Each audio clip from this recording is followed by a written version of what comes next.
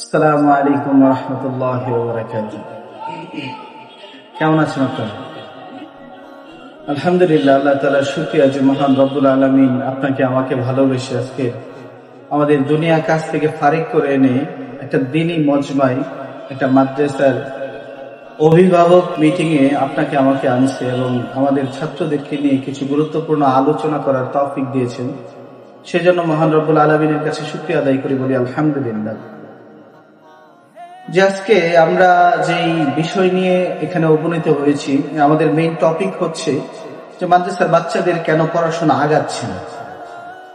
এই বিষয়ে অনেক অভিভাবক আমার কাছে অনেক বিষয় নিয়ে কথা বলে যে স্যার কি করা, দেখেন অনেক সময় চলে যেতেছে, বাচ্চাদের পড়াশোনা হইতেছে না বা পড়াশোনা আগাইতেছে না, এখন এই ব্যাপারে কি করা, আমরা অধৈর্য হয়ে যাইতেছি।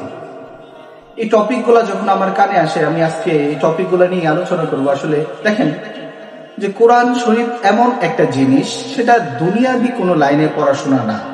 আমরা যারা, আমি কিন্তু সম্পূর্ণ জেনারেল মাইন্ডের একটা ছেলে, আমি জেনারেল পড়াশোনা করছি। জেনারেল পড়াশোনা করার পরে আল্লাহ তাআলা কবুল করছে, আমাকে এই মাদ্রাসার দ্বীনি লাইনে আনছে। যে দেখেন কোরআন শরীফ হচ্ছে আল্লাহ তাআলার কালাম, আল্লাহ তাআলার কথা।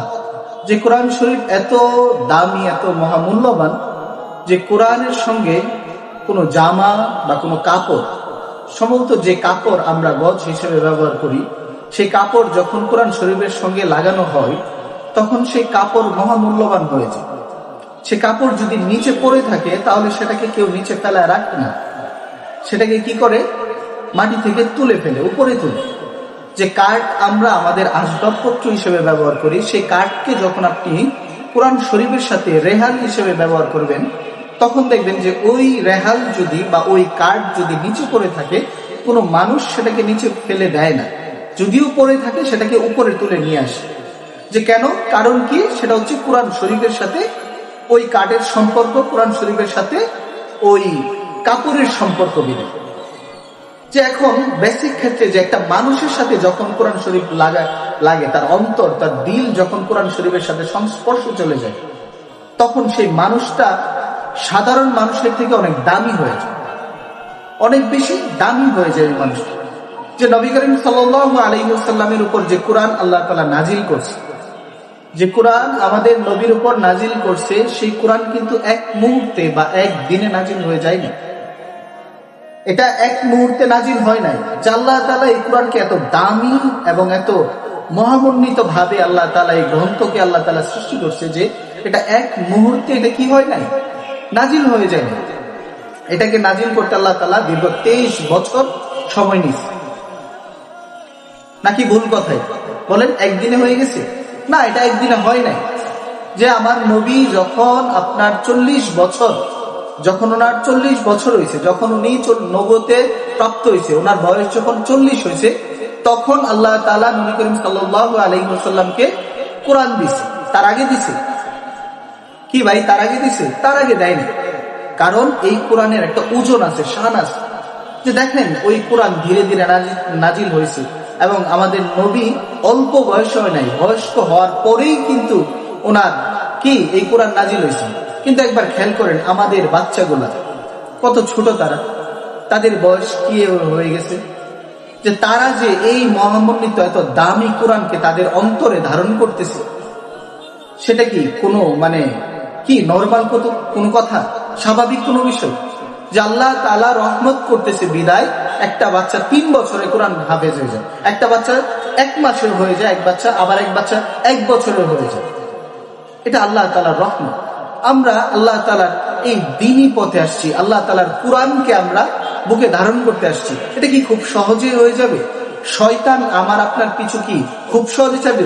শয়তান কি চায় যে এই ব্যক্তিটা হয়ে যাক, দামি হয়ে যাক? শয়তান কি কখনো চায় যে একজন হাফেজ কোরআন খুব সহজেই হয়ে যাক? সে চায় না। কারণ কি? সে চায় না, সে আমার শত্রু, সে আমার চিরচারিত শত্রু, চিরদিনের জন্য সে আমার শত্রু। সেই জন্য শয়তান আপনাদেরকে বিভ্রান্ত করতেছে যে বাচ্চা দ্বারা হইতেছে না, পড়া হইতেছে না। আমি আপনাদের কাছে আকুল আবেদন করব, আপনাদের কাছে আমার আকুল আবেদন থাকবে যে আপনারা যে কোনো পরিস্থিতিতে ধৈর্য হারা হবেন না। আসলে মুমিন কখনো ধৈর্য হারা হয় না। মুমিনের প্রত্যেকটা জীবন মুমিনের প্রত্যেকটা সময় সেটা শুধু আল্লাহ তাআলার উপর সবুর করে কাটাতে হয়। যে মুমিন তো প্রকৃত সেই ব্যক্তি যাকে আল্লাহ তাআলা পরীক্ষা করে।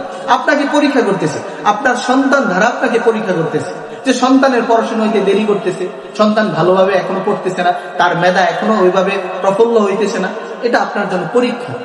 ওই পরীক্ষায় আপনি উত্তীর্ণ হওয়ার পরেই তো আল্লাহ তাআলা আপনাকে ওই সম্মানটুকু দান করবেন।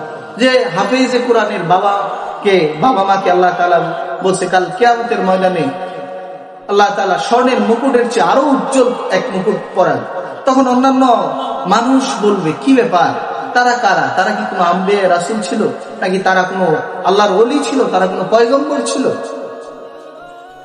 এভাবে মানুষ গবেষণা করবে, কিন্তু না, তখন পরিশেষে জানা যাবে কি তারা হাফেজে কোরআনের মা, তারা হাফেজে কোরআনের বাবা। যে এত সম্মান আল্লাহ তাআলা দিয়েছে এই কোরআন ধারণ করার জন্য, সেই কোরআন থেকে যেন আমরা শয়তানের দোহাই করে আমরা যেন পিছু পা না হয়ে যাই।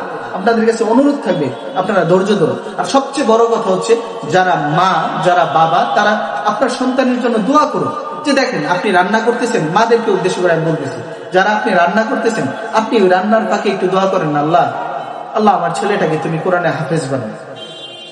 আপনি ঘর পরিষ্কার করতেছেন, এই ফাঁকে আপনি একটু দোয়া করেন, মনে মনে, হাত তুলতে হবে এমন তো কিছু না, আপনি মনে মনে দোয়া করেন যে আল্লাহ আমার ছেলেটাকে তুমি কোরআনের হাফেজ বানাও।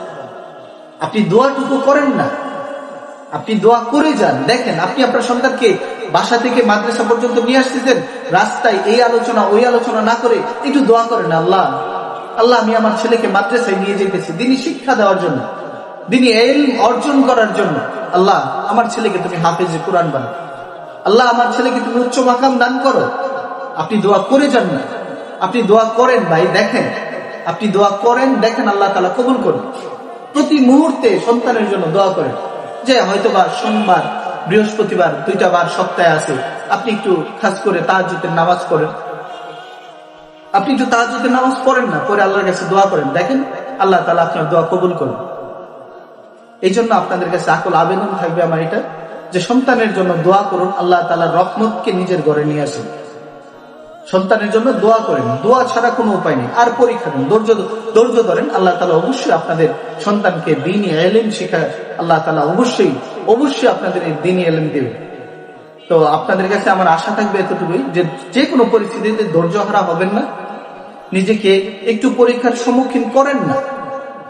বয়স তো আমাদের এমনিও চলে যাবে, এভাবেই চলে যাবে, দুনিয়াবি জিন্দেগি তো আমাদের এমনিই চলে যাবে। এটা চলে যাওয়ার জন্যই আসছে, যে আজকে আমরা জন্ম নিয়েছি, আমরা পরশু তরশু আজ কাল আমরা মৃত্যুবরণ করবই।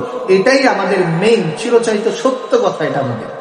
এটা আমাদের মরতে হবে। এই জন্য যে হায়াতের জিন্দেগিটুকু পাইছি, ওই হায়াতের জিন্দেগি অনুযায়ী আমরা চেষ্টা করব যে আল্লাহর পথে থাকার জন্য, দ্বীনি পথে থাকার জন্য, এবং আমাদের সন্তানদেরকে দ্বীনি শিক্ষা দেওয়ার জন্য। জি, এই বলে আমি আমার বক্তব্য শেষ করলাম। আসসালামু আলাইকুম ওয়া রাহমাতুল্লাহি ওয়া বারাকাতুহু।